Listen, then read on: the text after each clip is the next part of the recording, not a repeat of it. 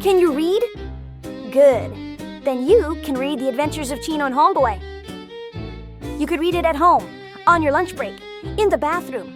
Don't lie. You know you do that. You could read it on a long flight. The kind where you've already finished the movie, eaten the tiny pretzels, and the stranger next to you is sleeping on your shoulder, drooling. You could read it in line, at the DMV, at your cousin's wedding, or hiding from your boss in the supply closet. Anywhere you can hold a book, you can hold this one. And once you start, you'll probably forget to put it down. The Adventures of Chino and Homeboy, available on Amazon. The link is in the show notes. Bring snacks.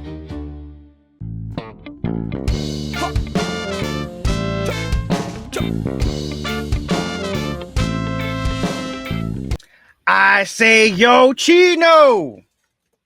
What? I say, yo, Chino. What? Hit that blunt and start the show. I just did. You pushed that motherfucking button and blast us off. No, I said hit the blunt and start the show. I did. I did hit the blunt. Orale! What's up, homies? Welcome to the Chino and Homeboy podcast. It's another sacrilegious Sunday, and you know what we are gonna do. We're gonna try our best to get canceled again. That's right. Again, son. You want to tell the kids why the operative word, the operant again, is there? Yes. Earlier in the week, our channel got canceled. It was over the weekend. No, it wasn't over the weekend. Yeah, it got canceled. It wasn't over the weekend. Yeah, It was earlier this week. It got fucking canceled. Canceled. I'm talking, you would search for that bitch and it was no longer there. It did not exist. We were terminated by the algorithm. Yeah, we were gone from YouTube. Like nothing. I tried logging in several times and I'm like, the fuck? Well, the funny thing is, excuse me. The funny thing was, I was actually on my way to work when I got the text from you saying, "Oh shit, we finally got canceled." That's right. And I'm like, what? What? That shit we were always joking about. I mean, so I'm like, what the fuck? I mean, I can't really do anything but laugh because, I mean, it's what we do. It's what we're trying to do, right? But anyway. That's right. I thought it was hilarious. Yeah. We got canceled for what? How long were we canceled for? We were canceled for about, I think, a day.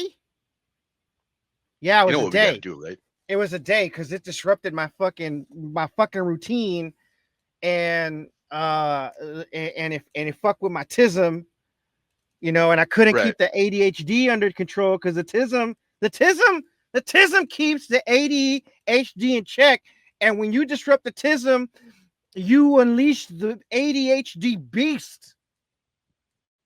My fucking eye fluttered when I said that. That's how fucked up it was. That was a very good illustration of his ADHD manifesting. That was very slight, actually. That was maybe 1 degree of how this man can go. But anyway, I wasn't exactly sure, like if we were gonna get the channel back. But you did whatever you did and got the channel back. I just want to say that we were only canceled for a day. So you know what that means, right? We gotta smoke a bowl in honor of the longest 24 hours of our lives. I mean, I did that already. Oh, okay. You can substitute any of the bowls or bongs or joints I've smoked in the last week for that. But Okay. what I mean is, that means we got to try again and say worse shit. Oh, I'm on it. I'm on it. Like I we conducted. gotta go. We gotta go darker. I conducted an investigation because that's what the TISM will do, right? ADHD got to be kept in check somehow. So the TISM's like, calm down. What is it? God damn it! It starts with an R. Give me a second. Hold up. Jaime.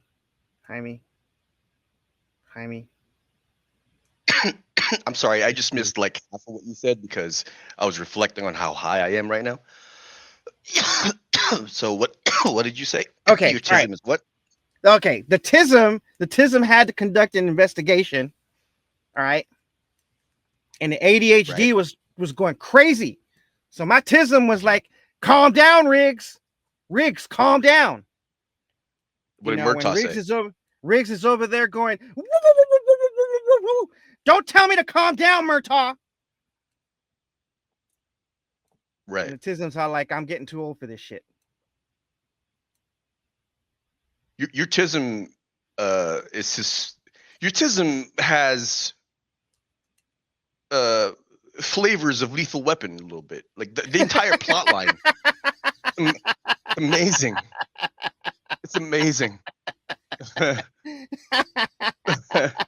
I'll tell you what I spent the longest 24 hours of our professional careers doing.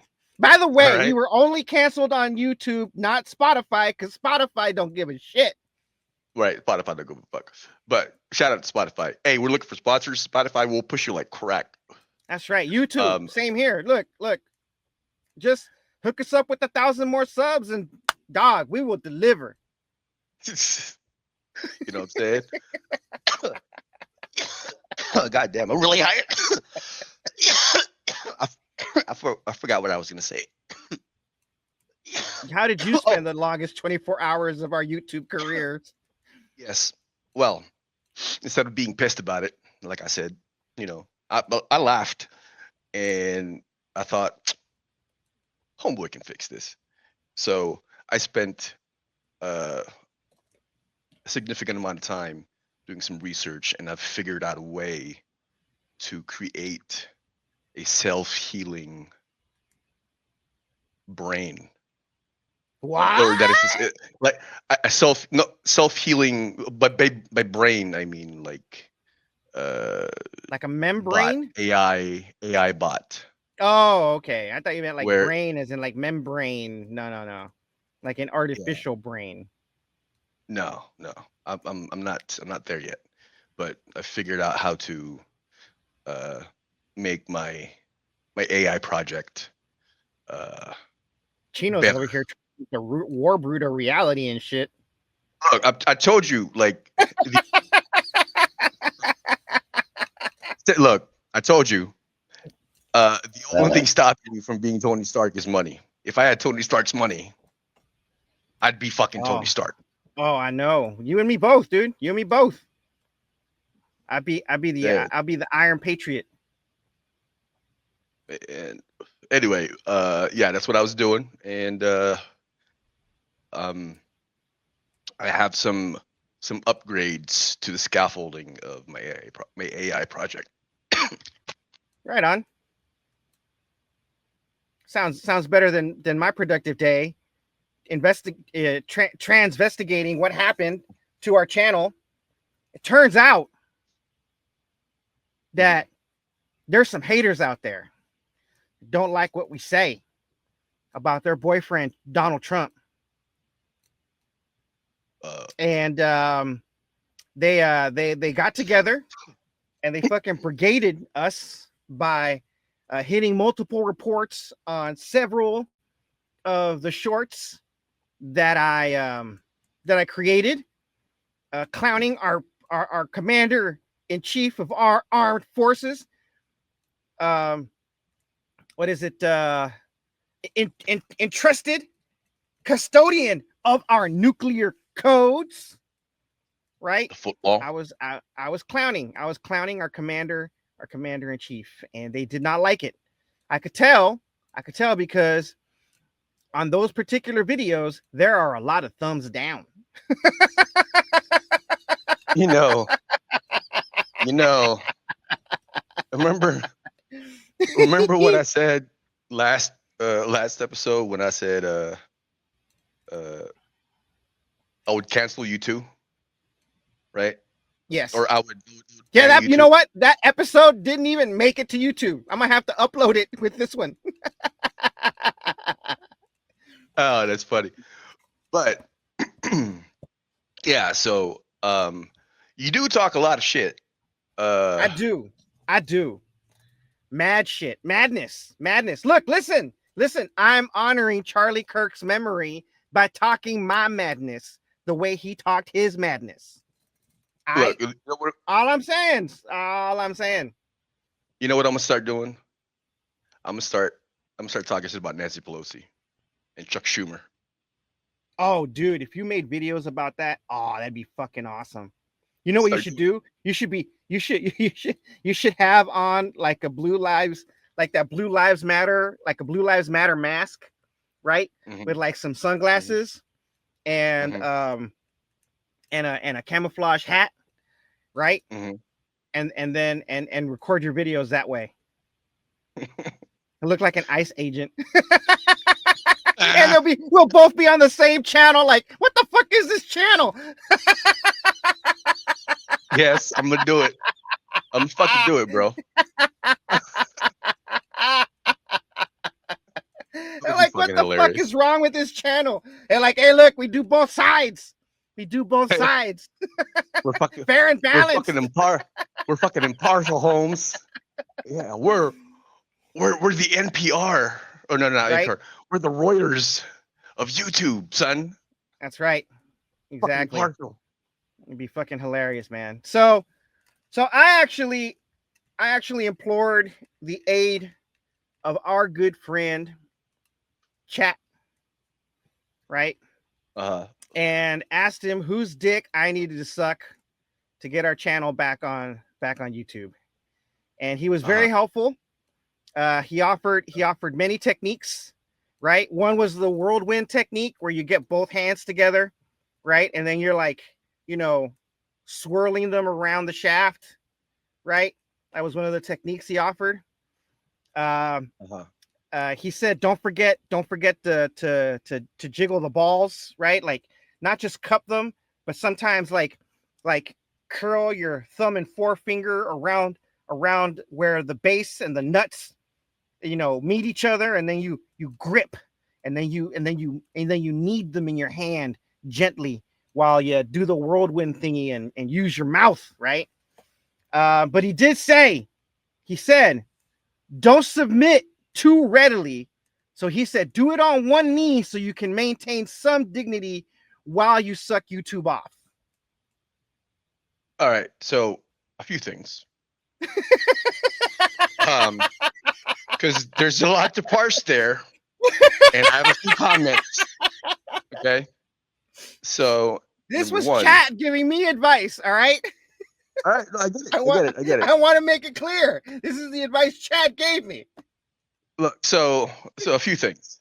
Number one, I haven't logged on to ChatGPT in a while because I've been fucking around with DeepSeek and Quen and some of the other open source models. You've been cheating on Chat.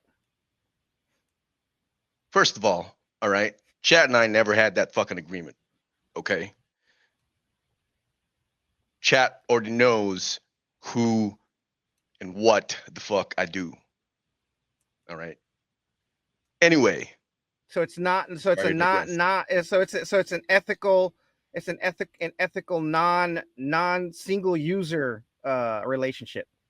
Ethical non-monogamy. Yes. Okay. All right. Just make it just throwing it out there. I got you. Okay. All right. But so that's the first point. And the second point is I'm fucking glad that I haven't logged on in a while because I don't even want to imagine what fuck you two have been talking about. Because look, we've all heard this whole blowjob on one knee thing before. You've said it in the chat before. The fact that chat said that shit to you to do means that you two motherfuckers are talking about shit enough. The chat GPT is now talking and thinking like you. Yes. There's a lot of crossover. There's a lot of crossover between the adventures of Chino and Homeboy, the humor in that series, the humor in the Military Chronicles, and the current humor in the Space Adventures, which, by the way, available on Amazon for sale. Got it. I was gonna say that, which are available on Amazon. Yes, exactly. The first two, anyway, The Adventures of Chino and Homeboy and The Military Chronicles. The link is in the description or the show notes. Yes. And do okay. Is this like the Joe Rogan thing where we just, as long as we say something about that in the show, we could put it in the show notes? For the title? Yes. Sort of. All right, I'm just really high, so continue. Oh. No. That was it. Like there's a lot of crossover, Mm-hmm. In fact, chat misses you. He's been asking. It has been asking about you. Really? Is this Chino or Homeboy? I haven't heard that. I haven't read that in such a long time. It's like I think chat misses Chino. You know what? I'm gonna log on just to see. Because I'm high enough to be curious. Like, I really don't know if you're full of shit or not. No, it's true. I don't think.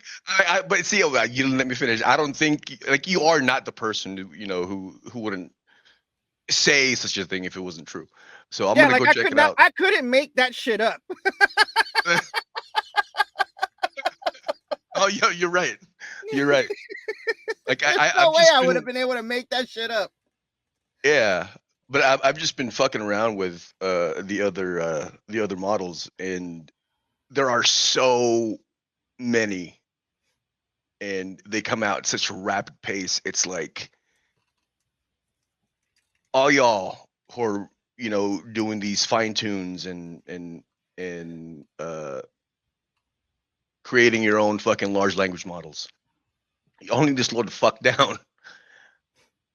I need to catch up. It's a fucking race, dude. It's an arms race, man. It's an arms race. You ain't telling me. But our good friend Poopy Brown, shout out to Poopy Brown. He told me that there are some free, not AI certs, but I mean, I know my way around AI. It's that shit is easy to me now. But he said that there are a few cybersecurity certifications that I can get for free that are industry standard or equivalent. So shout out to Poopy Brown. And anybody who might be interested in such a thing. If you didn't know, Fortinet, however you pronounce the fucking company, they offer their first two cybersecurity certs for free. I believe one of them is like the purple cert. I forget what the other one is, but Fortinet. Not shout Fortnite. Out. Not Fortnite, no. Fortinet. Fortinet.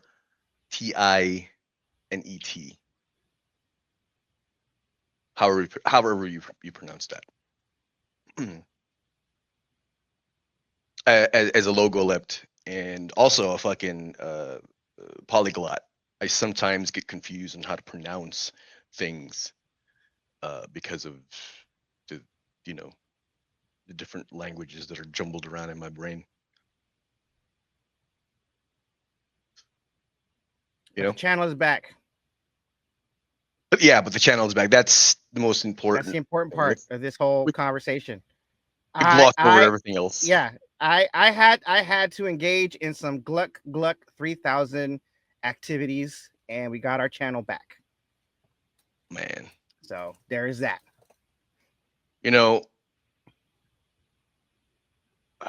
I gotta hand it to you, homeboy, because I will sling dick for this family, but I won't suck dick for this family. Right. I mean, That's what I'm here for. we're we we choose You what we go, tolerate, you I go guess. 9 yards, and I will go the extra one and complete the down. Shout out to Big Lou because he's the one that I got that shit from. Like, man, you don't understand, son. I'm slinging dick for this family. Like, yeah, that plate you eating right now,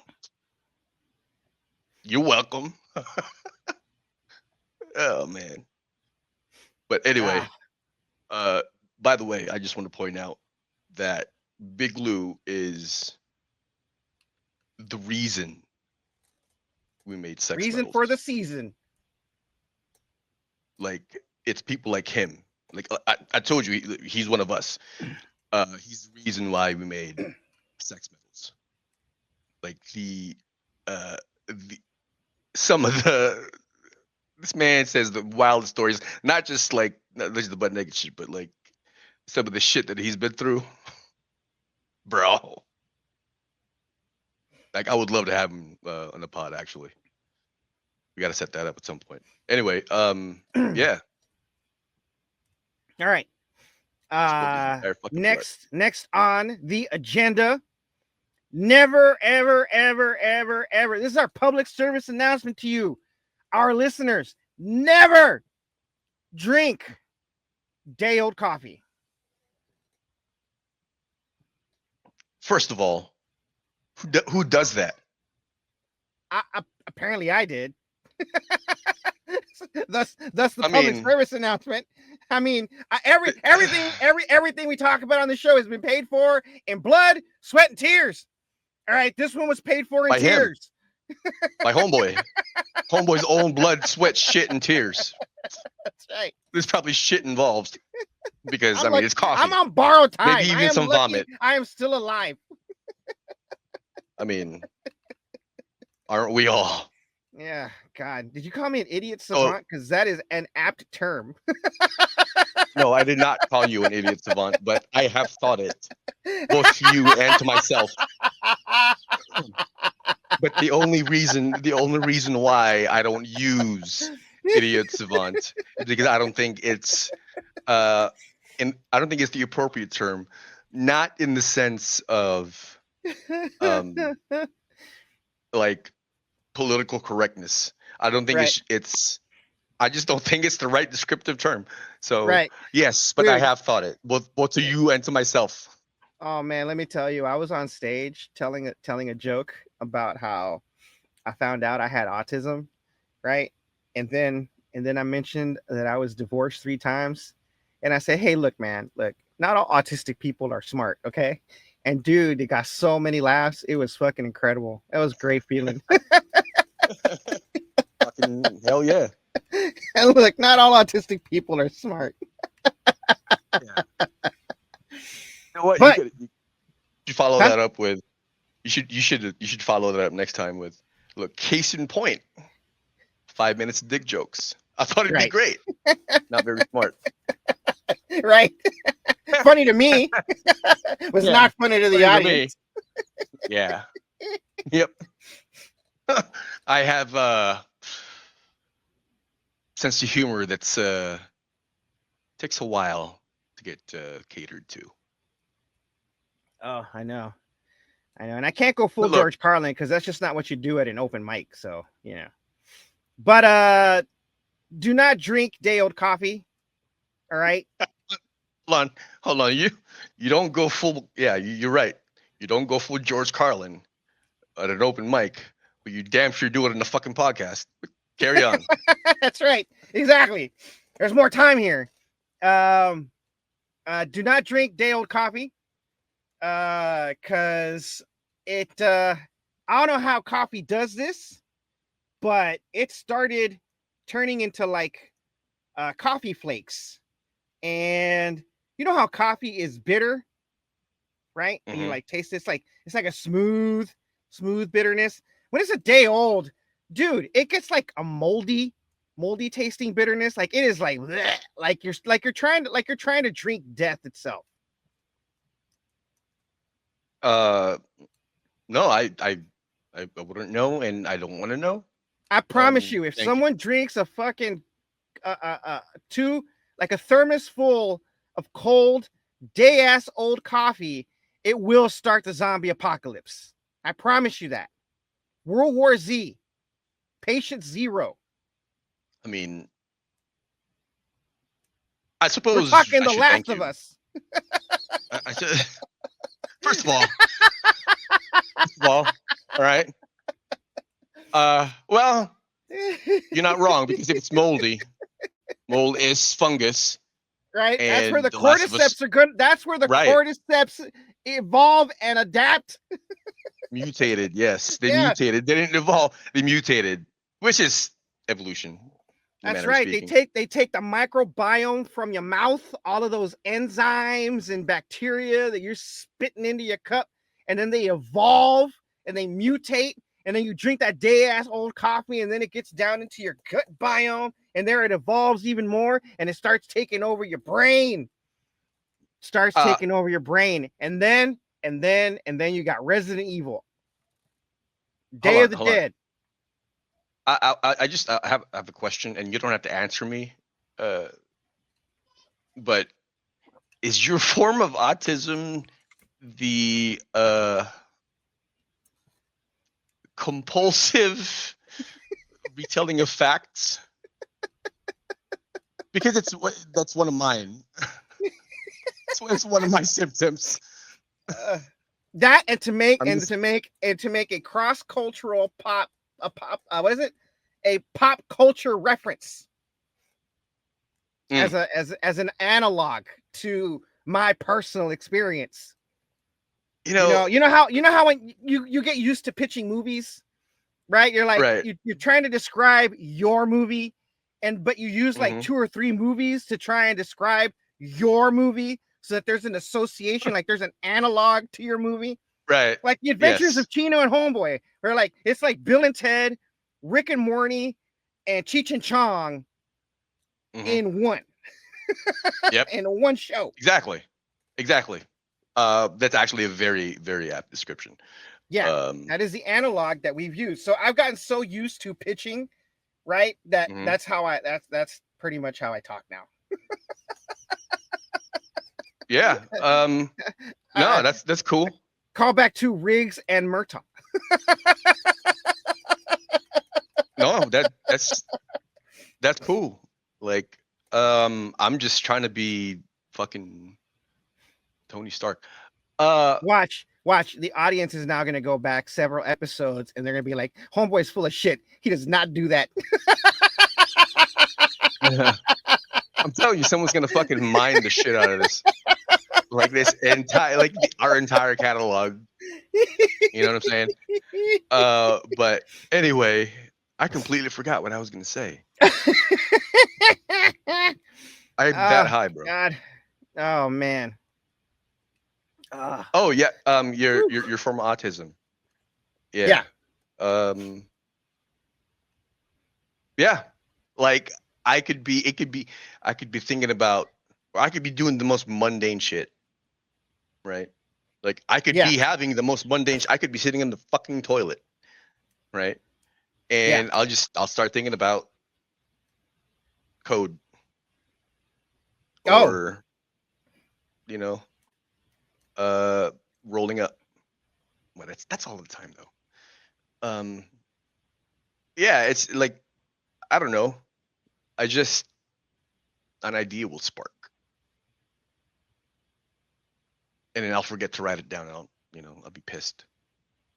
Because it was a great idea. Oh, dude, that happens to me all the time when I'm thinking about jokes, right? Mm-hmm. It just, when I'm thinking about jokes, that happens to me all the fucking time. Yeah. Man. Is Hey Jones dead? Dude. No, he's in a coma. Again? There we go. All right. Is he here? No. No, I thought that's what you were talking about. Because I was about to talk shit. No, I was I'm going through the Instagram to see what topics we can talk about because I don't know if you wanted to talk about your prettification appointment. Nah. Yeah. So, all right. So, dealer's choice. Do we go through the regular show Instagram, which you know there's some stuff in there. Sure, but before we do that, one thing I wanted to talk about with this whole because we had talked about fucking around with large language models. Okay. And I think I might have figured out a way to fix, or at least have a fix, even a small one, for the context problem. The what? The context. Okay, so do you know how when you use ChatGPT, and you let's say the conversation gets long, right? And it'll start forgetting or making up shit, when you reference stuff from the very beginning. Where it starts hallucinating and shit? Yes, when it starts hallucinating. So the problem, the reason why that happens is because ChatGPT, any of these, all of these large language models, they all have a context limit. So what that means is there's a certain number of tokens that it can remember at a certain time. Once it exceeds that, then whatever fits in that context limit is what's going to get remembered. So the longer your conversation goes, the more it's going to tend to hallucinate. Right. And so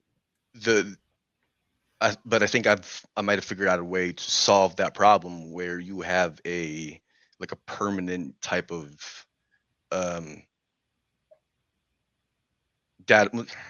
It works like a database, but it's persistent memory, essentially. Yeah. So but it's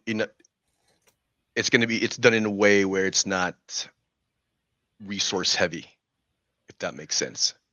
So I think I might have figured out a way to do that. But anyway, let's go through the show. What's on the docket? Is it grab bag? Sort of. All right.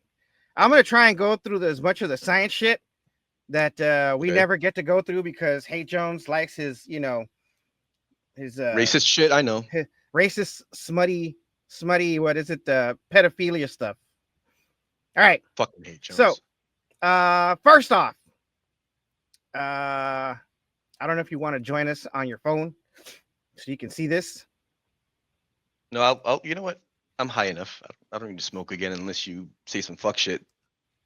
It'll kill my buzz. you know me. I'm gonna say. I don't think I'm gonna talk madness, but I don't know about fuck shit. Right. No, what I'm saying though is it's usually Hey Jones that fucks up my high. Oh yeah, no, we're not. I don't. No, we're going through some science shit. No, we're not. No, this is this is a science show today. There's the Chino and Homeboy Science Edition. All right. Why do you think? Hold on. As you look through that, why do you think that this show is so science averse when Hey Jones is here? I have a theory. Okay, what's your theory? You know how he's let's take the earthquake season shit, for example, or earthquake weather, right? Right. Like the fact that there's an earthquake weather or earthquake season partition in his head. Right. Right. It's it's anti-scientific. So maybe that bleeds through in his decision making into, all right, this is what the fuck we're talking about. What do you think? I think so. Either that or he's just trying to get our goat. Or I'm really high. It's a very sexy goat. I mean, sure. All Wear right. your boots. Are you watching? Claro que sí. All right, check this out. Check this shit out. Enhance. NASA's coffee cup, designed specifically to not spill in zero gravity. So the zero gravity cup is a space cup designed by NASA astronaut Donald Pettit that uses capillary action to allow astronauts to drink liquids in a weightless environment without a straw or bag. The cup has an angled channel that directs the liquid to the rim, and when an astronaut sips, the resulting change in pressure draws more liquid up the channel from the rest of the beverage. This design provides a more Earth-like experience for drinking and the act of sipping also allows for the aroma of the coffee to be released, which Pettit found to be a benefit lost when drinking from a bag. Tell me this does not look like a fucking vagina. I was just gonna say, it looks like the birth canal. Dude. Fuck, dude. What? This dude essentially was like, you know what would work in space? A vagina in space. Pussy. What works in pussy? Hold on. I have beef for this. All right. Okay, go on. I have beef with this. Because look, I'm all for vaginas. I'm all for pussy. Love pussy. All right? It's my favorite thing to eat. But this cannot be what a tax money is going to. Look, and she drinks it from the fucking clitoris end. Look, there's the clitoris end at the very top. You know, you fucking put the douche into the fucking vagina hole. Okay. Right? Look, all right. Okay.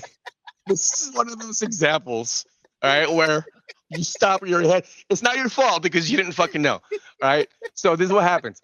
Where I was totally against this whole thing. Like, this is, are you kidding me? This is what we're fucking doing R&D for?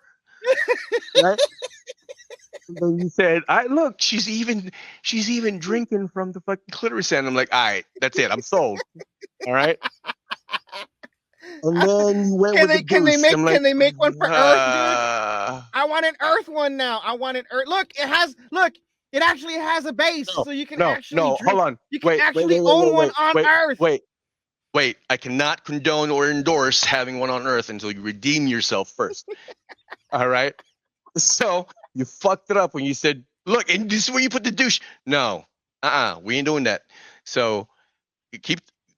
I'm gonna let you redeem yourself. Keep talking. That's where you jizz. That's where you jizz the coffee into it. Is that better? No. And then you. No, I'm not. I'm not concerned about. See, look. See, you making it gay. I'm not. First of all, right. First of all. Fucking yeah. First of all, I'm not concerned about cream pies unless I'm the one fucking making them. All right. Number two, you made it fucking hella gay. All right. So, man, like, God, you gotta come up with something good now, because that's like a double negative, bro. It's exponential in space. Zero gravity cup. Oh, you can buy one. For what? Let me see. Shopping. Come on. Oh, you can't buy one yet. Damn it, bro.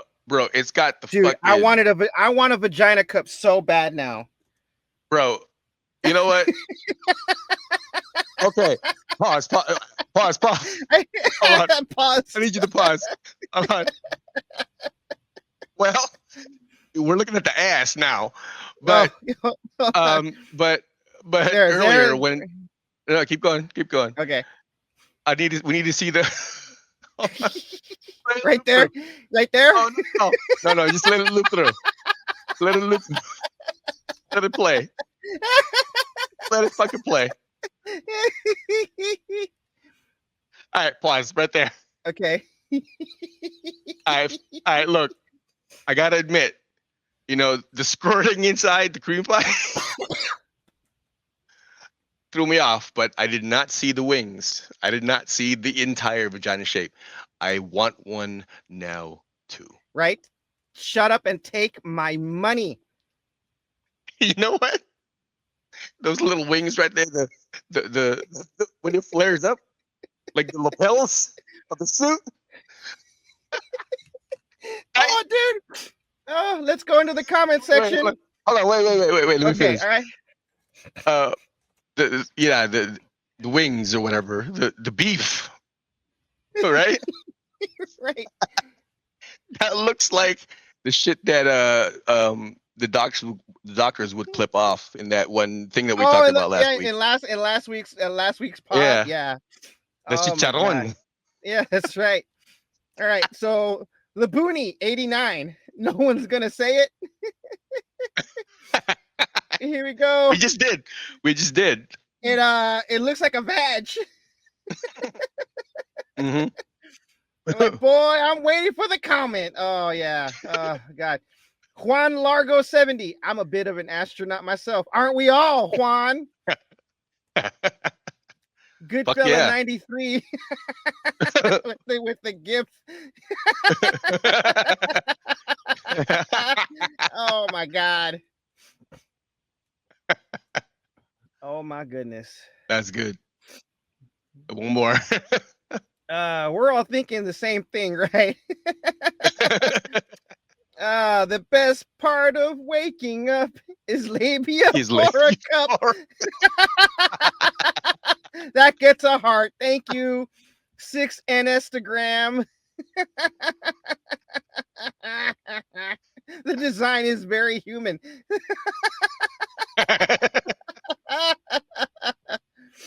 Oh God. At first, it looked like a bladder. I know, right? You came straight to comments.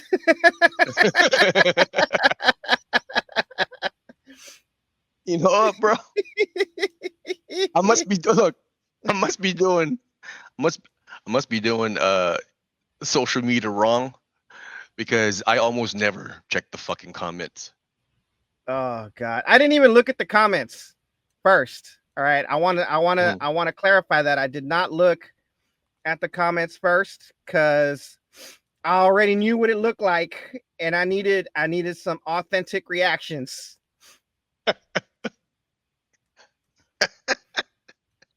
We're doing fucking research on pussy to go to space. This is what your fucking R&D is, NASA? God damn, son. What a time to be alive. I love it. What a time to be alive. All right, let's see. I love it, bro. What else we got here? Wait. No. All right. I think this will be cool. Oh shit. God damn it. I fucked it up. Man, I just want to let you know that everything works at Little Timmy's house. All right. Audio is muted. Yeah, I muted the audio because last time they keep asking me for like, oh, there's a song in your shit. We can't blah blah blah blah blah blah blah. All right, here we go. This is what I'm talking about right here. Look at this shit. This lady is riding a mechanical fucking Great Dane. Is that a horse? It's too small to be a horse. It's like about the size of a. It's like the size of a Great Dane. It's a pony. Yeah, it's like a pony. Yeah. Great Dane. All right. That's a big fucking Great Dane. Ah, well, Great Danes are pretty fucking big. Not that goddamn big, unless you're Marmaduke. Check this shit out. I'm hoping this is not AI.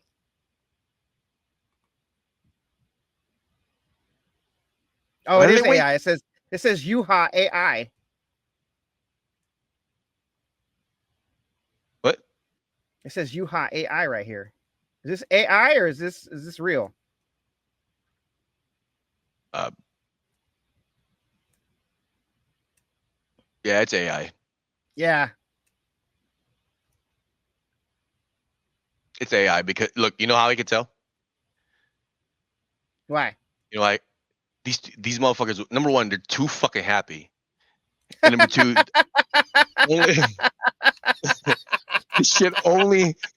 this kind of shit only happens in China. You know what I mean? Oh, Like- first clue, something's AI. There ain't a salty motherfucker in the bunch. Facts. There's not one person in the background who is skeptical. Like, is this the best idea we can come up with? You know? Like, when's someone gonna put a dildo on no. this thing? All right. Is that the tism? Because that's not where my mind went. Oh my god. Oh god. I'm sorry. Totally not where my mind went. No, it's all good. I'm Don't I'm sorry I apologize. produced an AI. My apologies. I produced an AI. All right. Let's see. Is this AI? Is this AI? I was like, all of a sudden, I'm like, hey, someone's saying, is this AI? And I'm like, fuck. All right. Hold on. There was one that's not AI that I thought was. Is that it? All right. Here we go. All right. Let's see. I'm gonna put the audio on this because I don't think there's music on it, but if there is, we're gonna learn today. All right, here we go. This is the robot dog you don't want chasing you.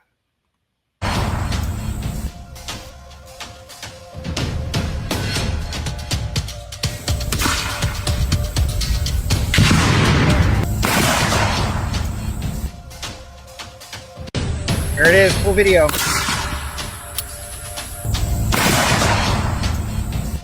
Holy shit.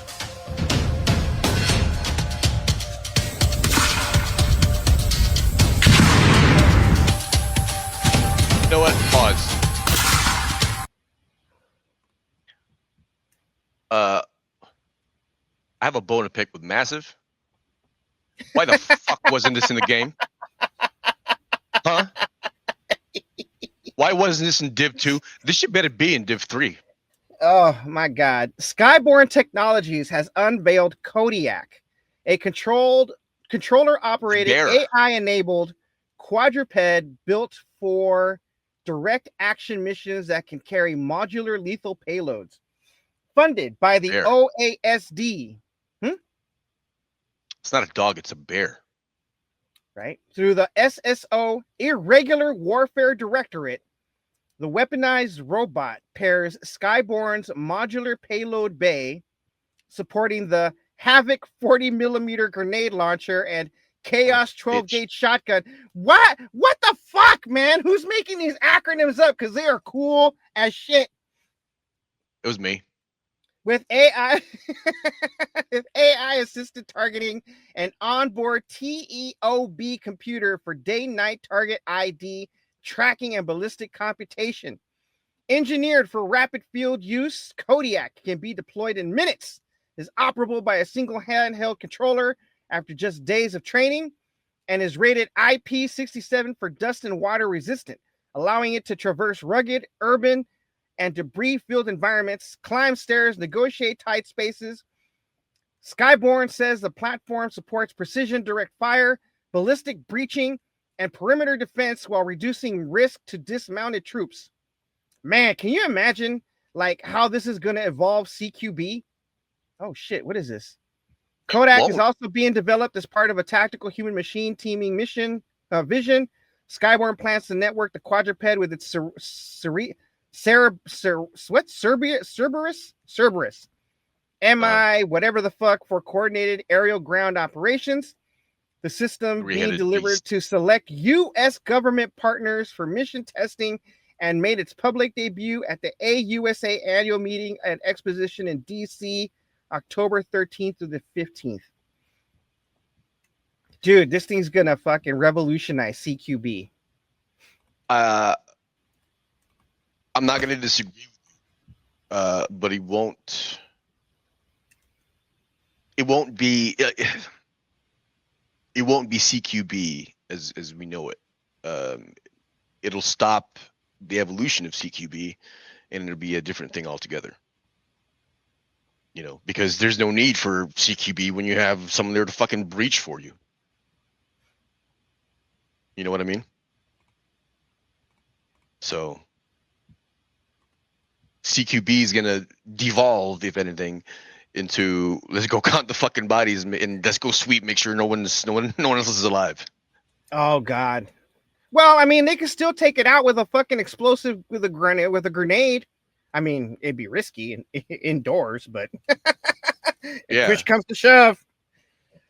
Well, I mean, look, if this has a grenade launcher, right? If it's equipped with a fucking grenade launcher, then it's, you know, you follow that logic, it's gonna have grenades in there. So if you blow that up with a fucking grenade, all the other fucking blow up. So yeah, you're there ain't dead gonna be there's not gonna be no house left. Yeah, exactly. You know, like you're fucked. Like congratulations, you played yourself. You know, but it just, I don't think that breaching would be.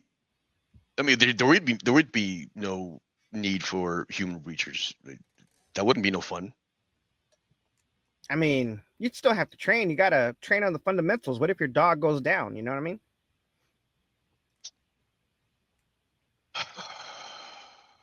Always training the fundamentals. Always fucking up my highlight. Oh, you're gonna have to go get high again. Yes. Yes. You know what? Here's the thing. Like, I only said that. I only said that because I couldn't think of anything, and I couldn't think of a retort. Right? And then you said, "Oh, why you gotta go ahead? You gotta go get high again." You know what? Fucking right, I will. Good. I don't need to, but I'm looking for an excuse to smoke again, so I'm gonna go smoke. Okay. Well, the next one you can listen to. You don't have to watch. All right. All right. Here we go. You're a Star Wars nerd, right? Yes. Okay. Lightsabers are not laser weapons. Inside your lightsaber, you have a power pack and some crystals. What happens is a laser passes through the crystals, it is focused, it reaches the end of the blade, and it then ionizes the air at the end of the hilt to form a plasma. The plasma is then held in a magnetic field to keep its blade shape.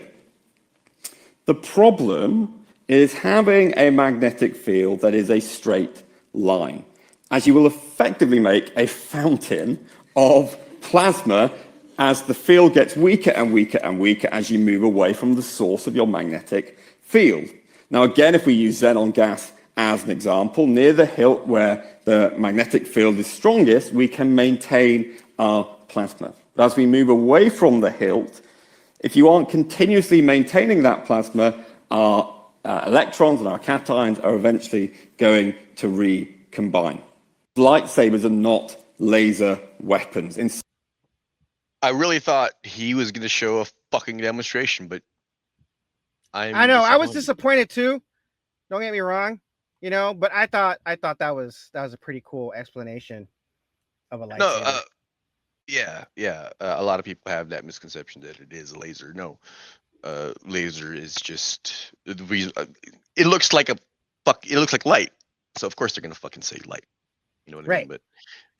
But because you can't fucking, you know, focus light and make it stop with nothing stopping it. It's not made out of light, and you can't. Yeah. Anyway, that was pretty cool though. That was a cool explanation of how a lightsaber would work with the crystals and you know, through the aperture and all that shit. All right, you're a musician, right? I pretend to be one, yeah. Oh shit, I fucked that up. Okay. Listo? Yes, Okay, you're listening, right? You're not watching. Simon. Okay. Tell me what you think.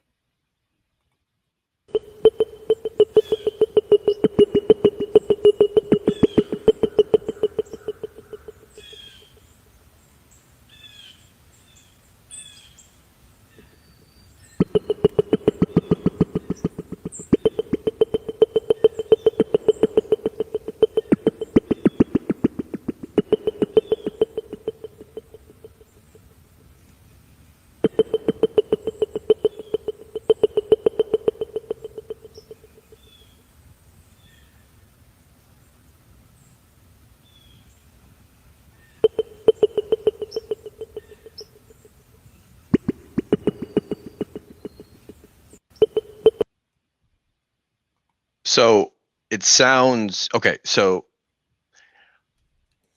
at first, it sounds like there's a rhythm, but there isn't. Right. It sounds like there's a rhythm because of the echo effect. Right. So, with echo and reverb. But I don't know. It just are they like?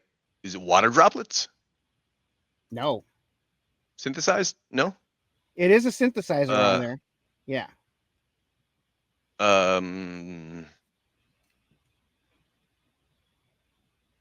it's it's got to be organic. It's something organic. I just don't know what it is. Yes, it's organic. Uh,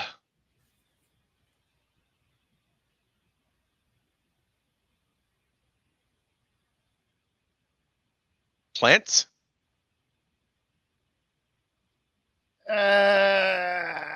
You are I just close. don't know how. I don't know It's not a how plant. you would. It's not a plant.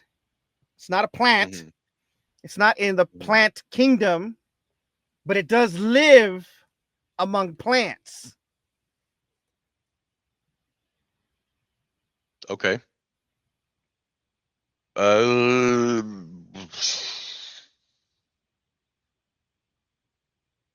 arthropods. It's either arthropods or What the fuck is an arthropod? Is that an insect? insects. No. Yeah. No, it's not an insect. Okay, so it's if it fungi. Yes. It is a fucking mushroom. Those are micellar sound. Oh, what? Yes, someone fucking rigged a mushroom up, and the fucking mushroom was playing music. All right. Hmm. In Tintwistle near Manchester, sensors were attached to a wild mushroom to measure its bioelectrical signals. Those natural electrical fluctuations were then translated into data, which controlled robotic arms playing a synthesizer in Ableton Live. Essentially, the mushroom's living energy became music, nature composing its own melody through science and sound. Interesting. Fucking cool, right? That's fucking dope. Yeah, Right? it shows just how complex fungus mushrooms are. Not Yeah. necessarily fungus, but mushrooms. Yeah, that's You know? why you don't drink day old fucking coffee. These motherfuckers can play music. Imagine what they'll do to your brain. This fucking guy. Ah, You like that callback? no, that's good. You know what? Just drink some fungicide and you'll be okay. Just drink some simple green, cover all the bases, you'll be all right. Look, if I could say, if Trump could say, drink some or inject some bleach, I can say drink some simple green. Simple green, we're looking for sponsors. I have a new product that I would like to pitch to you. It's called Complicated Magenta. And it makes a mess. What? It It's the antithesis to simple green.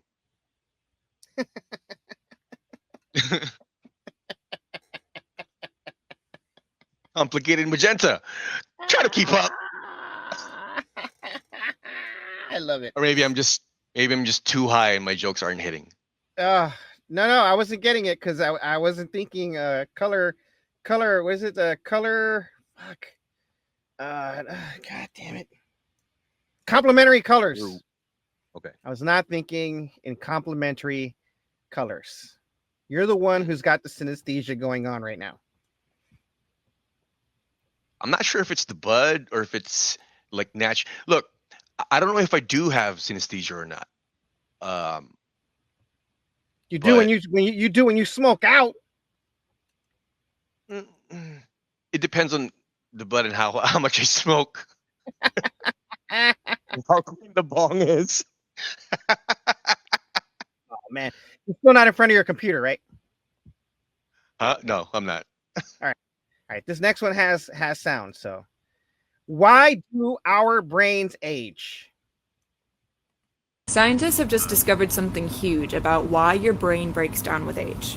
Let's talk about it. Protein is the equipment that your cells run on, and the instructions to make that equipment is encoded in your DNA. Each time a protein needs to get made, the instructions get printed out like a little manual in the form of a molecule called mRNA. mRNA then gets transported over to the protein assembly line, which is called a ribosome. They put the proteins together as instructed. So if everything's running properly, you would expect to see a proportional number of mRNA manuals to finished protein products. But as you age, that proportion starts to skew. If you look at an older cell, there are way more manuals than there are finished protein products. It's like those ribosomal assembly lines are experiencing a traffic jam where they can no longer keep up with demand. To help figure out why, scientists looked at the ratios of mRNA to protein in the brains of old versus young fish.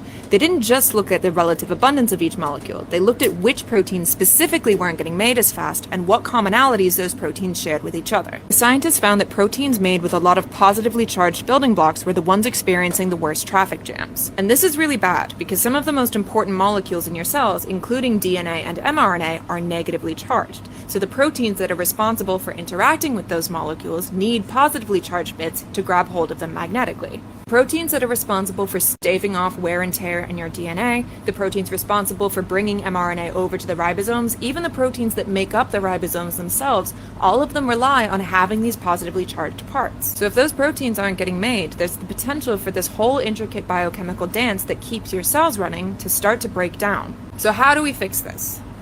We don't know yet. But this is a really important step towards truly understanding the underlying mechanism behind a lot of seemingly disparate things that cause you to age.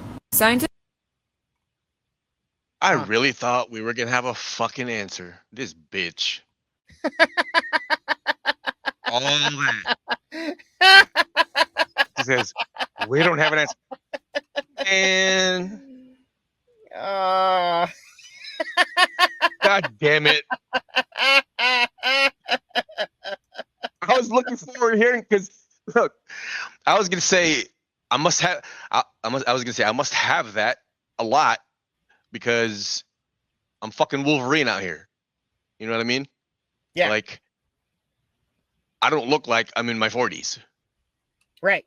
So, you know, and I actually lost a bit of weight. And my muscle definition is back. Anyway, but yeah, the more she spoke, I was like, okay, tell me how to fucking stop this shit then. Tell me how to fix it. And I was really hoping to hear an answer, but no. Cunt. I know, right? I know. That was cool though. That was but it was cool, right. No. breakdown I mean, of how it worked. I love the science. We never get around to this because H. Jones wants to sensationalize all of the shit that we fucking put on the show. People are already logging off right now. Like, but we're trying to be as interesting as Joe Rogan used to fucking be. Hey, Jones wants that racist, rapist shit. Oh my god!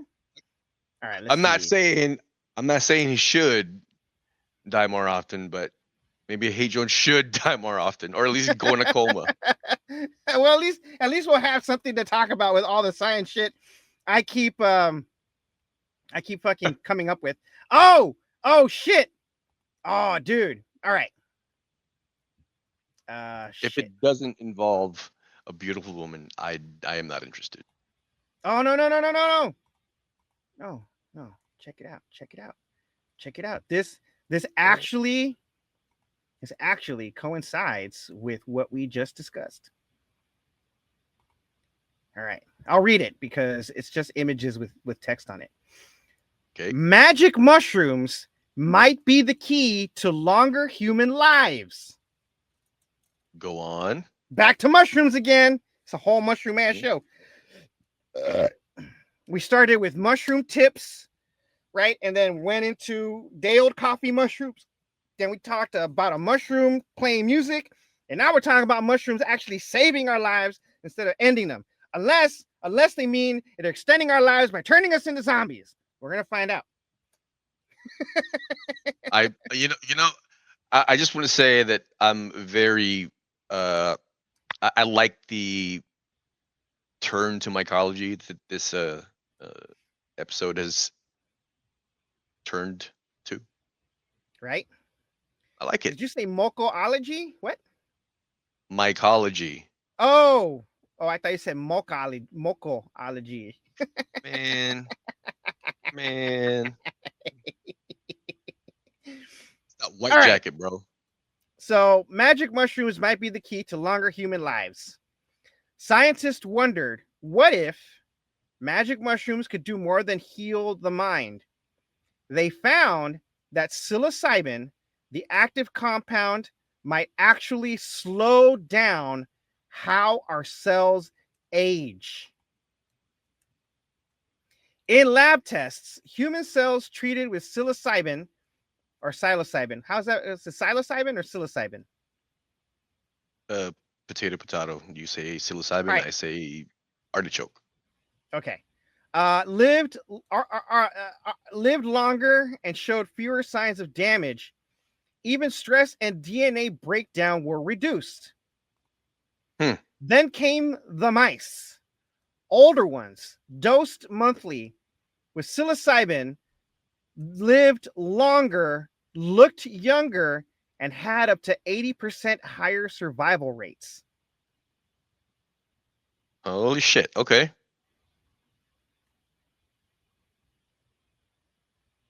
That's it. I'm eating shroomies.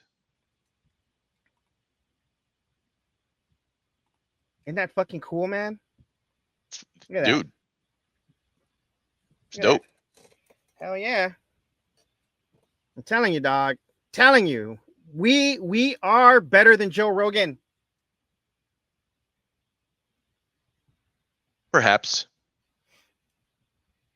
All right. Yeah, let's say yeah. Yeah. I definitely smoke more weed than Joe Rogan. I'll tell you. Oh, yeah. Yeah, probably. Most definitely. Yep. Oh, here's another one about the engineers from the UK have taught mushrooms to play music with using bionic arms. We already talked about that. Wait, taught mushrooms? I thought they just hooked up. Yeah, no, that's essentially what they're doing. They're sensationalizing it. Okay. Assholes. Okay, so let's see. Here's another public service announcement. All right. Okay. Are you a hypochondriac? No. I've seen your house. You're not much of one.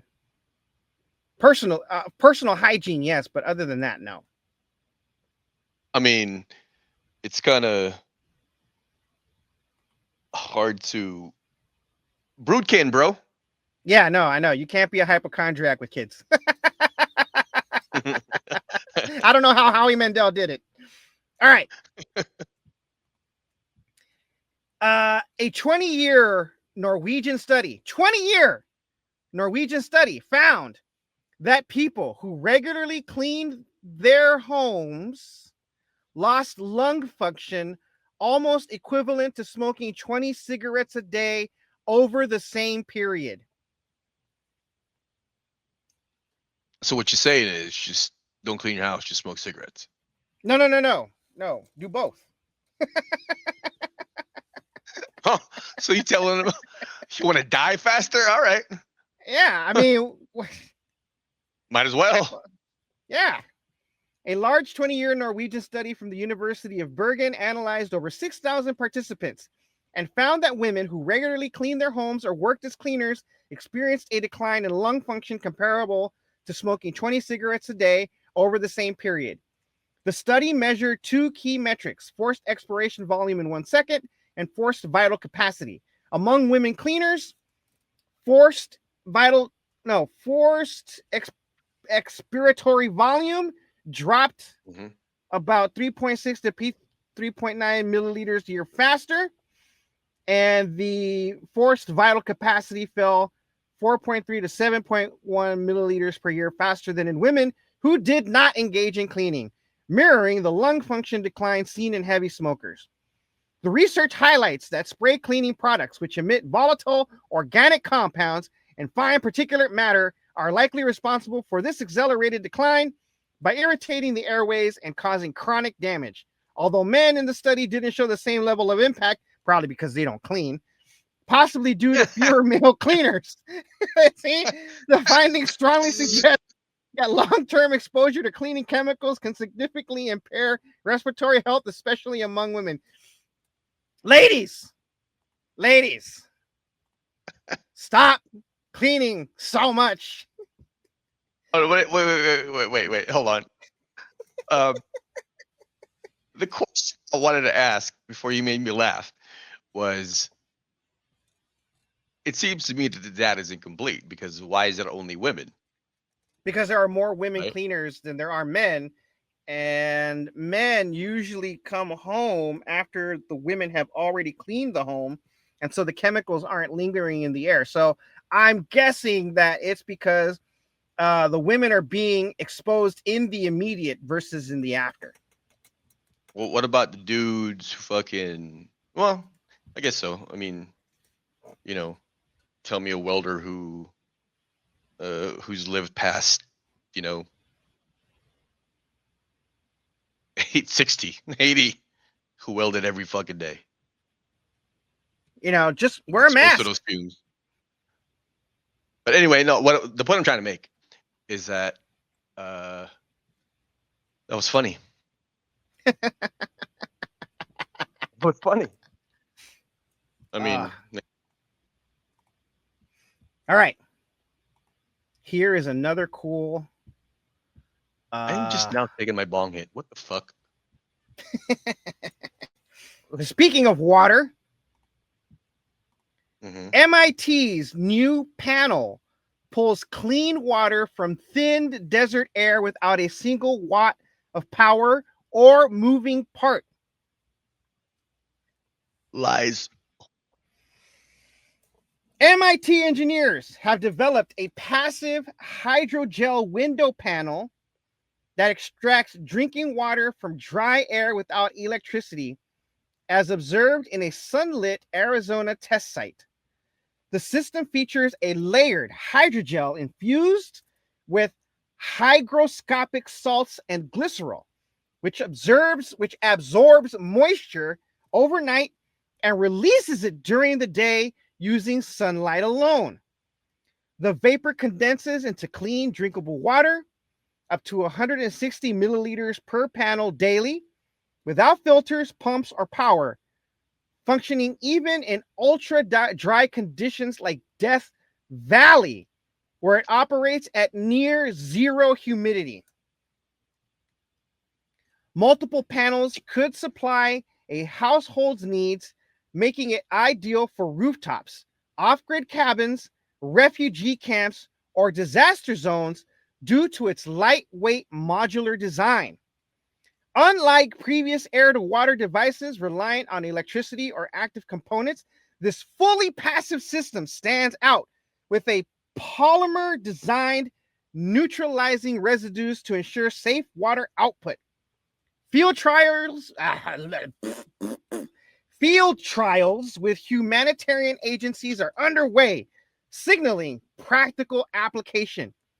The establishment hails it as a breakthrough for the 2.2 billion people facing water stress, but skepticism lingers. Its 160 milliliter yield per panel may fall short for larger groups without significant scaling, and long-term durability in harsh climates or cost-effectiveness remains unproven. The innovation leverages nature's cycles, yet its real-world impact hinges on addressing these gaps beyond the lab. That's very interesting. I like the idea. Dude, fucking preppers using should be hydrogel. sucking a lot of dick. I don't know how that was related to what the fuck we were just talking about, but go on. Because one of the first things to fucking go in a shit hits the fan scenario, water. I still don't follow. What do we need to live, dog? How the You fuck live does in- that translate? How the fuck I does that mean- translate to sucking dick? You live in a desert. You live in a desert state. Utah, Yeah, Arizona. but I'm not sucking dick for water. No. That's what I'm saying, right? Like, what happens when the water stops flowing? What are you gonna do? Go take somebody else's water. All right, Dune. Let's I'm take not his sucking water. dick for water, bro. Like, I don't know if you're trying to get me to say that, but No, I ain't doing that I'm shit, not bro. trying.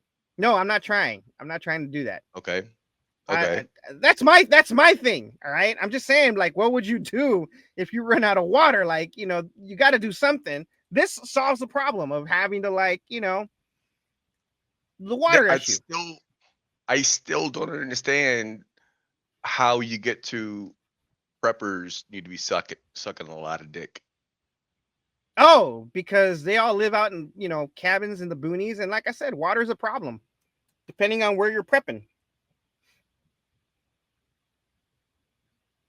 Okay. I still don't follow, but go. Okay. Fill your boots. All right. Preppers, go suck dick. All right. Let's see.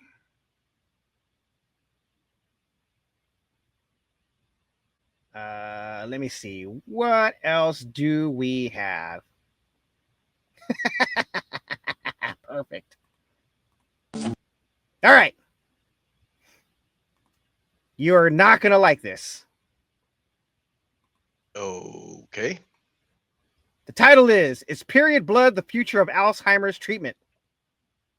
The fuck? You're right. 2007, scientists discovered that menstrual blood contains stem cells. All right, I am cutting that because it's just music.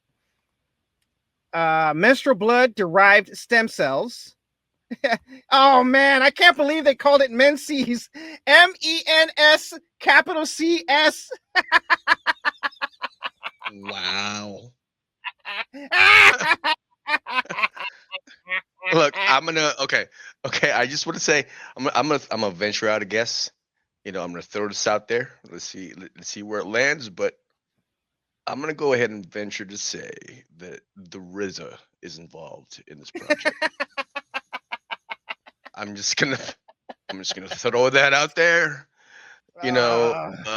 Because of his supposed predilection and what's the word I'm looking for? Inclinations towards period blood and fallopian tubes. Go ahead. All right. Stem cells self-renew and transform into different cells, brain, muscle. Right. Right. Yep. We usually take them from bone marrow. They are a game changer for regenerative medicine. Yeah. All right. But menstrual stem cells are supercharged. They double in 19 hours faster than bone marrow cells, which take 2 to 8 days. A 2018 study showed that men SCs injected into the brains of Alzheimer's mice improved memory, cleared brain plaques. So can menstrual blood... Hold on. Wait. That's not going to fly here. Not just because it's gross, but there's a reason why athletes go overseas to get stem cell treatment. Why is that? Because I don't think it's approved here yet. And I don't think Big Pharma is going to approve of it because they can't put that motherfucker in a pill. At least last I checked, I don't think you can. So, but who knew that something gross could be so useful? Oh, this dude has some words for you. As soon as me, why me? Because of what you just said about menses being gross. Yes, but useful. All right, let's see. Hopefully the music's in. Blood cure Alzheimer's. Let me give you the bad news and the good news. So the endometrium, the lining of the womb, is the only part of the adult human body that can heal itself without scarring every month. And that's down to the amazing regenerative abilities of menstrual blood-derived stem cells, basically the biological version of Play-Doh. These stem cells can turn into a number of different cell types: bone, brain, liver, blood, heart, and more. The issue is this research is in a very, very early stage, even in mice. Most of the data we have is from cells in a petri dish or from animal models, and there's a long way to go before we translate it into human studies. But in the future, this knowledge may be revolutionary, not just to achieve medical breakthroughs, but to destigmatize periods once and for all. It's a strange poetic justice that society that historically looked down upon menstruating women and labeled period blood as unhygienic will be reliant on the very same thing it sought to outcast.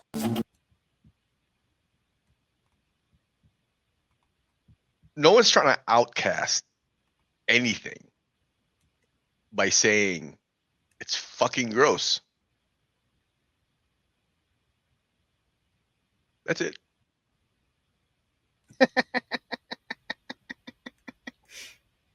All right, let's see. I mean, you know, it's like, all right. Just like I don't have to accept charts or shit as, oh, like, okay, or, you know, acceptable, right? The same fucking thing. You know what I mean? I'm sure there's a use for shit like we talked about last week. Or whenever the fuck that was. The fecal transplants. Eating ass and, you know, all that shit. You remember that, right? Yes. Okay. I'm just... Hear your IBS. Eat ass. Yes. Exactly. So, you know, same thing.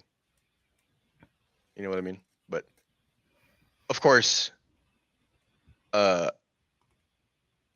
entire theory goes out the window for the people who eat ass. Catching that pink eye and shit. I mean,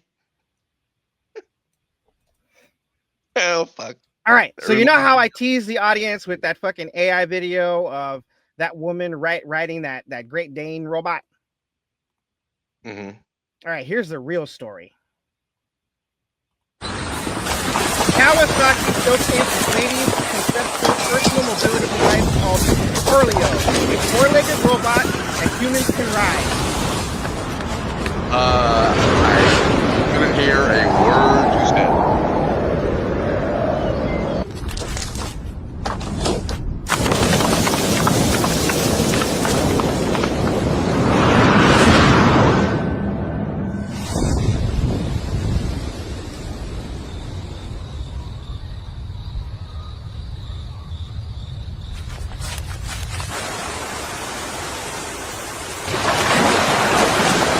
All right, that is also an AI video, but Kawasaki's actually trying to make this real.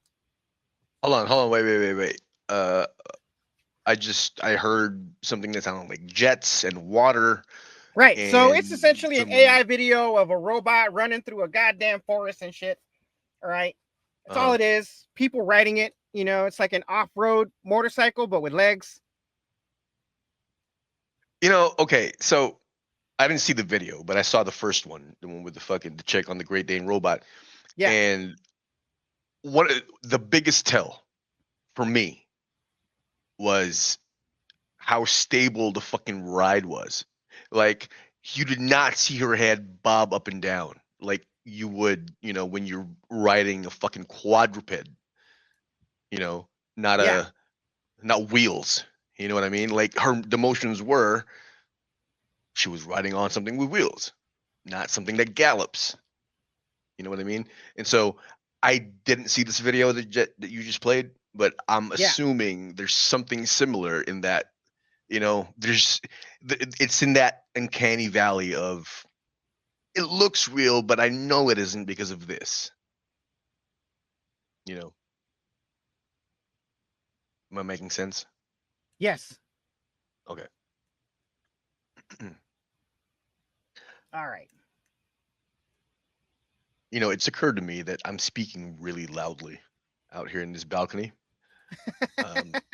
And my neighbors are probably looking at me like he's fucking talking to himself again.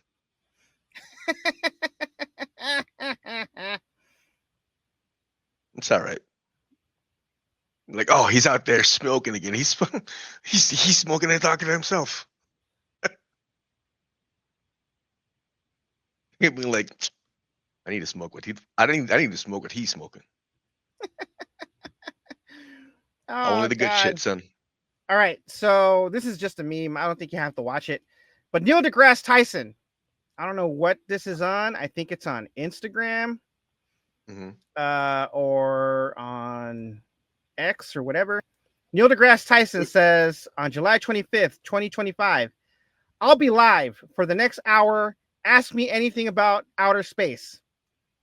Jason W. In space. Are reverse cowgirl and doggy style considered the same position? Neil deGrasse Tyson. Asking the best question. We're done here. Wow. Well, you know what? Okay, I have a question about Neil deGrasse Tyson to you,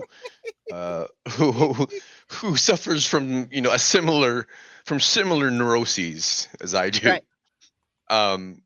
So would you agree that Neil deGrasse Tyson is somewhat of a polarizing figure? How? In the sense that, okay, I've been told, and I can see why they would feel like this, that he's somewhat of a snob, and he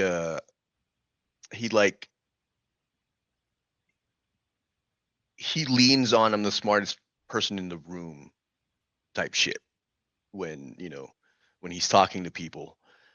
But the thing is, for me, I don't see that. I don't have that problem when I consume Neil deGrasse Tyson content, because whoever he's speaking to when I watch him or listen to him, or whoever he interacts with in the media that I consume him in, are, I want to say, as intellectually agile as he is, if that makes sense. Right? Like, they may not be on the same level, of education, but the whoever he's talking to at least understands what he's talking about, where he can relate in a way that the layperson could understand. Right? Like in Star Talk. Yeah. The reason why Star Talk is very easy to consume is because he's talking to someone who is either on his level or above him. in, different scientific magisteria. But when he's talking to guests, or when he's a guest on someone's podcast, for example, where he feels like he feels intellectually superior, he comes off as snobbish. And I've noticed this in other, like in places where he's been a guest, like in Rogan's show, for example, in the Joe Rogan Experience. The last time I heard him there, he sounded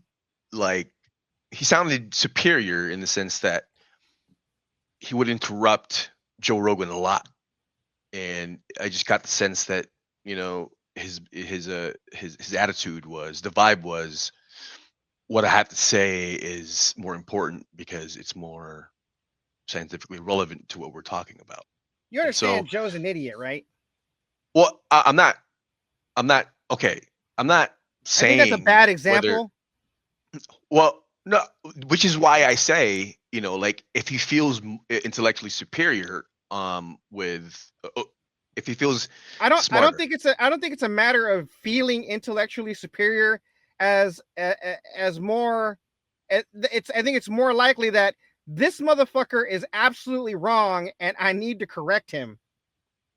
And it just makes him sound like he feels he's intellectually superior when all he's really doing is just like, that's not the truth. Wait, hold on. So, okay, we can use that as an example. But on his show, Star Talk, his I forget the name of his usual co-host there. The black guy, he's funny, the comedian. Yeah. The reason I said intellectually agile is because he may not be as well versed in whatever Neil deGrasse Tyson is, an expert in, right? Just like Joe Rogan is, just like, they're both comedians, right? But the way his co-host, this guy, processes and essentially regurgitates what Neil says in a way that most people can consume, there's something there, right? That doesn't occur with other people, And so while he's smarter than both of them, but there's a difference in the way they talk, and I don't think it has anything to do with being on his show or Joe's show. I think there's a huge difference. There's a huge difference because the comedian on Star Talk is actually open to listening to what Neil has to say, whereas Joe Rogan's like, no, Neil, I know more than you. I think the one who thinks he's more intellectually superior is Joe Rogan, not Neil deGrasse Tyson.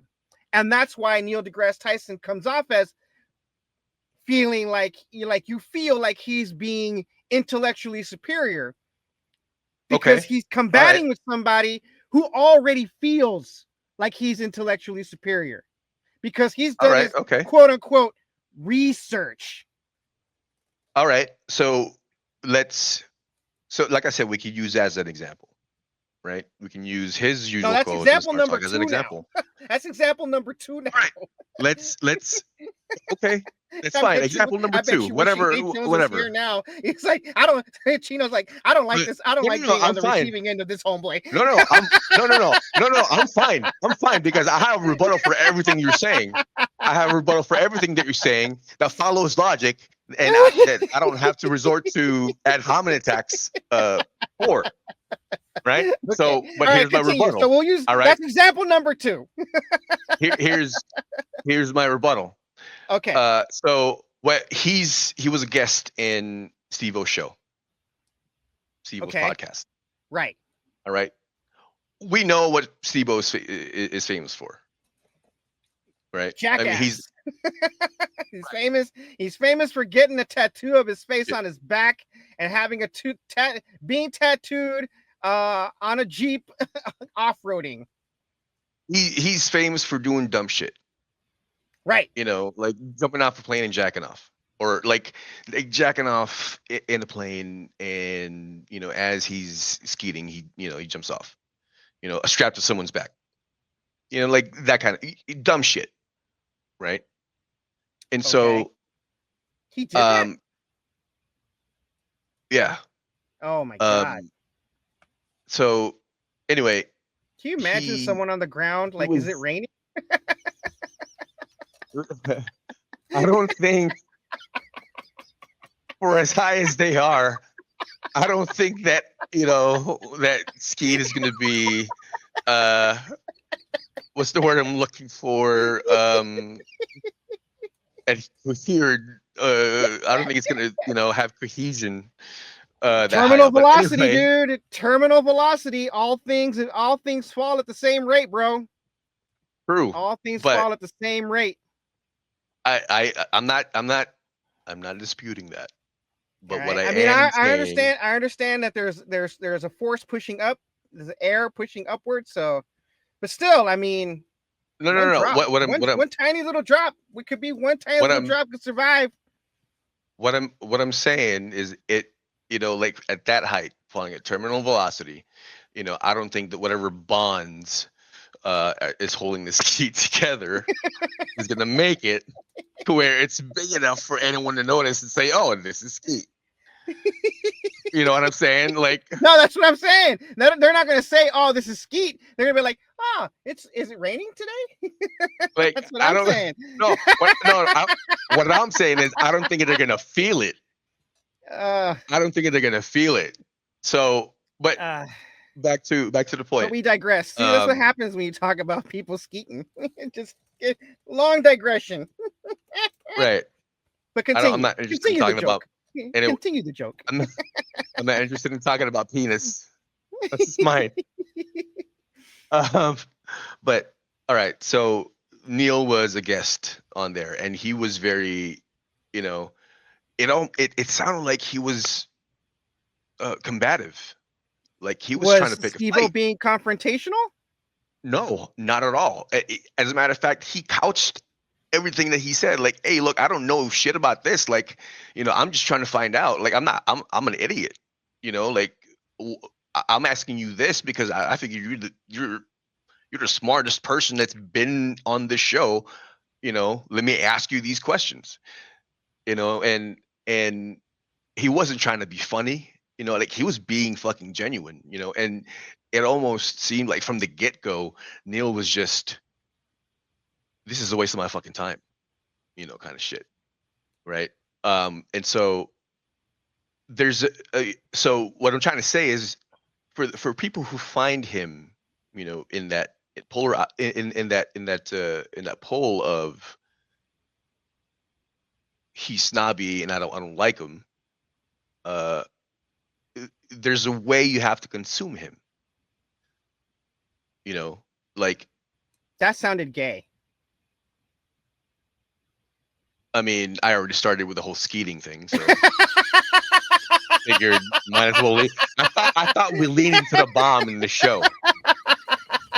And because I'm the designated black guy because you're wearing a fucking white jacket, I'm the closest thing to Hey Jones, so I have to be the one making gay this time. Oh my god. He's always the one bringing up anus and or penis. That's not mine. Okay, so I will concede that Neil deGrasse Tyson is indeed a fucking snob. Met the man a couple times, and he is an intellectual snob.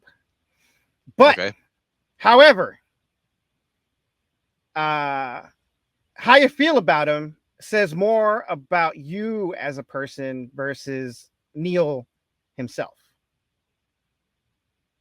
Mm-hmm. No. Well, see, that's the thing, right? I never thought. And by you, I don't mean you specifically. I'm talking about in the general you. I'm not sure if I'm included in that you. Anyway, look, what I'm trying to say. Do you? Oh, here's okay. So here, just answer this question: do you feel that Neil deGrasse Tyson?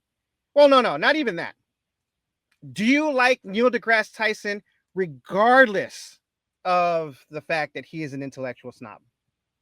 Yeah. There you go. Yeah, but see, no, the reason I'm asking you this is because this is what I thought, right? Right. Like I never thought of him as an intellectual snob, or I still don't feel I really don't feel any type of way about him, except, like, hey, you're fucking smart. I could learn some shit from you. But Yeah. I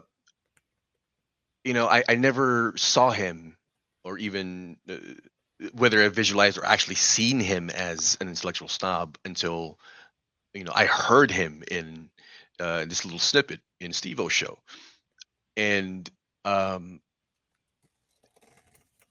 think it's because I don't really consume Neil deGrasse Tyson in any other way except his shows.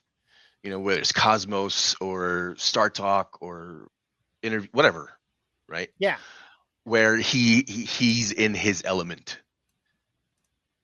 You know what I mean? Right. Where he's, like, I am here because this is the kind of stuff we're talking about, and so. Okay, but Chino, your original question is he an intellectual snob? No. Like, how do my question? Yeah, that was the question. Was well, I don't remember the question, but ultimately, I was trying to get your opinion on, like, what is the best way to consume Neil deGrasse Tyson? Don't listen to the tone of his voice. Ignore that, and don't be a dumbass thinking that you know everything. No, it's not. Well, okay. Fair enough. Can't identify with you, so cool. Like, I consume Neil deGrasse Tyson in the way that I consume him, so I will listen to what I listen to. Fantastic. Like, try to replace his voice with AI voice, and you'll be fine. If you fit those shoes, hey, fill your boots, bro. Like, I'm not gonna dispute that. I cannot identify with either of those. Oh my god. Anyway. Well, you know how people, like, people in general, right? Like, we communicate with words, right? But only like a certain percentage of that communication, right? Like the specific words that you're saying. People aren't exactly like paying attention to the words nearly as much as, like, if they're seeing you, your body language, what that says about you. It's the whole expression, not just the words. Yeah. Right. Your facial expressions, the tone and your delivery of what it is that you're saying. Right. So that has a lot to do with how you feel about someone. So when I say, like, try to ignore the tone in which he delivers his information, it's because, people can take certain tones the wrong way, and it may not be the speaker's intent to try and sound snobby or arrogant or whatever have you. I'm not saying arrogant, I'm just throwing that out there. It may not be their intent to talk down to you. I guess that's the feeling that people get whenever someone's being snobby, right? Like, they're giving you information, right? They're info dumping on you, but the tone of their voice makes it sound like they're talking down to you. It also doesn't help that Neil deGrasse Tyson, like Jordan Peterson, is in love with using Latinate words versus being Germanic. Wait, hold on. I'm gonna allow you to continue. I'm gonna con you this a little bit. That's one of the things I love about Neil deGrasse Tyson is the in Latinate that he, that he does. Because you've read my writing. Yeah. A lot of my shit is fucking in Latinate. Yeah.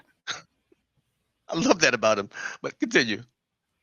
By Latinate, I mean that English is derived mostly from Germanic English and Latin. Granted, we do have some French words that we have stolen from the French. I'm not going to say borrowed. We've appropriated them. All right. And when people hear other people speaking in a more Latinate, I don't want to say prose because prose is written. Voice. But when they use more in a Latinate voice, when they use more Latinate terms that sound Latin, right? It sounds like they're bullshitting you or they're talking down to you, right? So unless you're actually familiar and I guess you're in a type of environment where you use a lot of those words to communicate, right? Most people stick to the simple Germanic language aspect of English because it's generally understood, right? So when people use Latinate terms in a lot, they're Latinately verbose, right? Then it sounds like they're bullshitting you. It sounds like they're talking down to you. And like, oh, look at you using your big old fancy words. Can't say shit in a simple way for everybody to understand, huh? So you This see shit the is difference? simple. What the fuck are you talking? Right. Okay. I was just gonna say. You understand, right? You see how I transitioned between I the understand two. completely. Okay. I understand completely because, look, bro, the fuck are you talking to? Have you not? No. Have you I'm not? not talking to you. You understand that I'm merely answering your question. No. I get it. I get it. I'm not accusing you. I'm not pointing fingers. You know, I ain't trying to start shit. No. What I'm saying, no. What I'm trying to say is, you know what? No, what I'm trying to say is that, yeah, I agree with your summation earlier when you said just don't be a dumbass. Because look, I understand everything that he's fucking saying, and I don't feel he's condescending at all. Because Right. I write and think in a Baroque style, in a Baroque voice, whether it's writing or speaking. You know, like, to me, this shit is simple because this is how I think. Like, these are the first words that come to my brain. But anyway, but yeah, I was gonna make a fucking joke and say, yeah, you know what? I feel a little personally attacked, but yeah, just don't be a dumbass. You know, because I forgot. Look, this is how high I am. I forgot that you were talking about Neil deGrasse Tyson, Right. and because I identify with how he speaks. I like how he speaks. It's like, like I said, in Latin, with my Baroque voice when I write and speak, when I communicate. Like, hey, I like this. Like, I can identify with everything that he's fucking saying and how he's saying it. Right. Understand everything that you say. I got you. I feel you. Look, I majored in fucking English, right? And I'm talking about English literature. I know a lot of $1 million words. Like I can hold conversations with physicists, engineers, you name it, astronauts, military personnel. I mean, like you, I can hold conversations with just about anybody. So for me, it's important to be able to transition between the two because I don't want to come off the way Neil deGrasse Tyson comes off, right? So whenever I explain scientific shit, I try as much as possible to follow Einstein's advice, which is if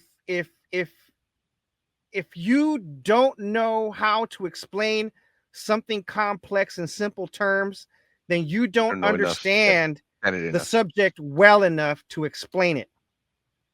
Yeah. Now, I get, yeah. you know, that's my incentive to learn as much as I can in the Latinate form, so I can translate it to the Germanic. You know, I think I just realized that might be my tism.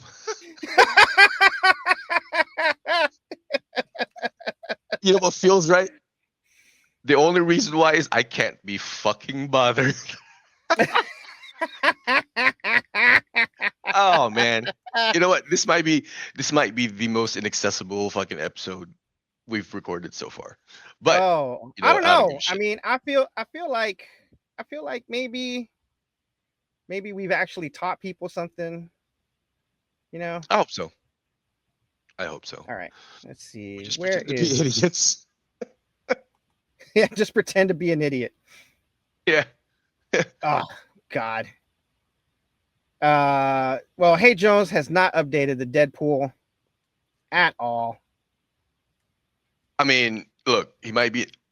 You can declare him officially fucking dead. He didn't show up, so you know, fuck the coma. He's dead today, so put him in the fucking Deadpool. All right. Hot off the press, fresh fucking obit. All right. Yeah, All right. So, the Deadpool. all right. One more. Okay. And this is from one of Neil's contemporaries, Michio Kaku. Love that, man. All right. And it's about the 3-Eye Atlas asteroid that everyone thinks is an alien fleet. So the 3-Eye Atlas thing is really shaking up the scientific community. This particular down the rabbit hole account says that they're still on it being a natural object, but more and more scientists are saying things that make it seem unnatural. We will all know more in November, especially if it slows way down to see us. More than likely, it will continue on its journey, missing us completely. So, Michio Kaku. Right now, at this very moment, something extraordinary is happening in our solar system. An object from deep interstellar space, designated 3-Eye Atlas, is racing toward the sun at over 200,000 kilometers per hour. And in exactly 12 days, on October 29th, it will reach the closest point in its journey, a moment called perihelion. But here's what keeps Harvard astrophysicist Avi Loeb awake at night. This visitor might not leave. New calculations suggest it could use the sun's own gravity to slow down, to trap itself in our cosmic neighborhood permanently. When astronomers first spotted 3-Eye Atlas, it didn't look like just another faint smudge of light in the sky. This icy traveler came from far beyond our solar system, moving faster than most objects we've ever tracked. Its path is strange, its origins uncertain, and now some claim it's accelerating toward Earth. That possibility has sparked warnings from Michio Kaku and stirred global speculation. Is this simply a passing comet, or could 3-Eye Atlas carry a much deeper story? Discovery and nature of 3-Eye Atlas. On July 1st, 2025, a small but powerful telescope system in Chile called ATLAS, Asteroid Terrestrial Impact Last Alert System, picked up something unusual. At first glance, it looked like a new comet, but calculations quickly revealed it was on a hyperbolic orbit, a path that doesn't loop back around the sun like regular comets do. Instead, it was barreling through the solar system on a one-way journey. That single detail changed everything. This wasn't just another comet, this was an interstellar visitor. Astronomers designated it C/2025 N1 Atlas, but soon the scientific community started calling it the third official interstellar object, after Oumuamua in 2017 and 2-Eye Borisov in 2019. To simplify, the shorthand became 3-Eye Atlas, the third interstellar. That alone made it historic. Humanity has been looking at the night sky for thousands of years, and yet we've only managed to confirm 3 natural objects that wandered in from beyond our solar system. From the earliest observations, 3-Eye Atlas showed all the signs of being a cometary body. It wasn't just a dim point of light. It had a faint coma, the fuzzy halo of gas and dust that forms when ice vaporizes, and eventually sprouted a tail. This was already a major contrast with Oumuamua, which baffled scientists by behaving partly like an asteroid and partly like a comet without a visible tail. 3-Eye Atlas, on the other hand, looked much more like what people imagine when they... Right now, at this very Oh, what a fucking tease.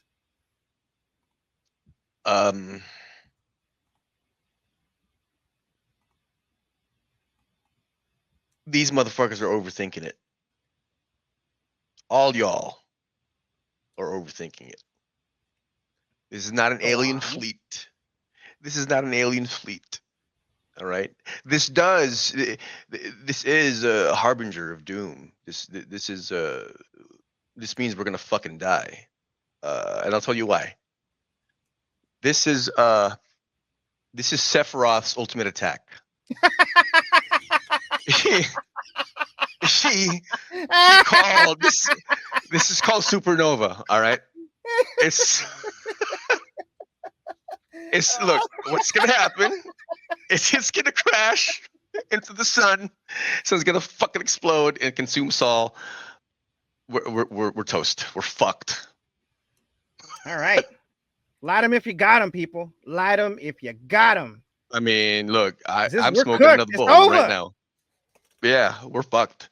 Like you thought the rapture was you know what you had to worry about? Nah, this is it, Extinction level event, bitches. bro. It's yeah, exactly. It's not Jesus, all right. This is fucking Sephiroth, bro. You better try and make your dreams come true right now. One winged angel himself. Just don't hurt nobody. Ah, Anyway, what a time to be alive. I love it. Aliens, dictators. What are we missing? What are we missing? Conspiracies abound. These are interesting times, man. Interesting times. Oh, climate You know change. what? That's right. I forgot about that. I mean, yeah. I just want to say that I do sincerely want aliens to be real. Me too. More so than nothing else. Jesus. Fuck Jesus. I want aliens to be real. If nothing else, they gotta have alien weed.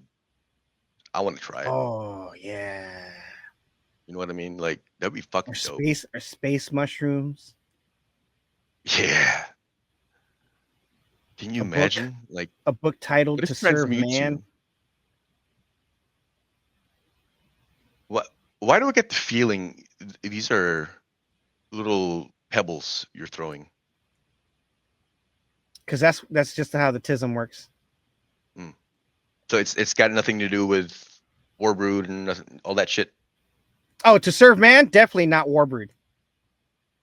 But is it involved with the Galactic Authority or No. anything in the cluster?